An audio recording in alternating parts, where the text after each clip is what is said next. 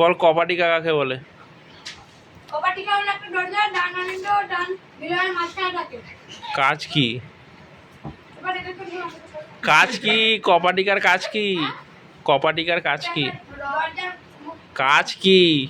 রক্তের অন্য রক্তকে বিপরীতমুখী প্রবাহকে, যাওয়া থেকে বাধা দেয়। হ্যাঁ বল, তুই বল, তুই বল। হলুদ জামা দ্বিপত্রক কপাটিকা কাদের মাঝখানে থাকে? যাকে জিজ্ঞেস করেছি সে বলবে। হ্যাঁ। বাম অলিন্দ আর বাম দিলা। আর তুই বল ত্রিপত্রক কপাটিকা কাদের মাঝখানে থাকে? ত্রিপত্রক, তুই বল, তুই বল, তুই বল কেশব। ত্রিপত্রক কপাটিকা কাদের মধ্যে থাকে? ত্রিপত্রক কপাটিকা কাদের মধ্যে থাকে?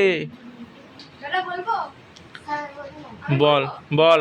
ডান অলিন্দ ডান দিলা। আমি কি বলেছি? দ্বিপত্রক মনে রাখতে পারলেই ত্রিপত্রক হয়ে যাবে। দ্বিপত্রক কপাটিকা তুই বল কাদের মধ্যে থাকে? দ্বিপত্রক কপাটিকা তুই বল, তুই বল দ্বিপত্রক কপাটিকা কাদের মাঝখানে থাকে? দ্বিপত্রক, দ্বিপত্রক বল। বলবো?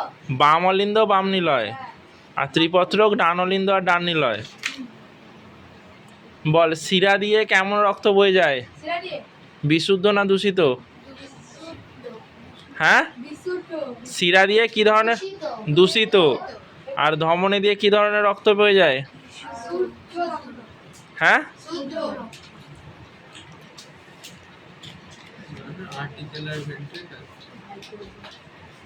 বক্ষাস্থি, হ্যাঁ বক্ষাস্থি। মাঝখানে একটা শক্ত হাত থাকে তাকে বুকাস্তি বলে।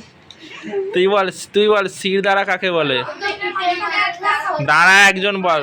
কে? কেশব বল, কেশব বল। পিঠে একটা সোজা পিঠের মাঝখানে একটা সোজা হাড় আছে। শক্ত হাড় আছে তাকে পিঠে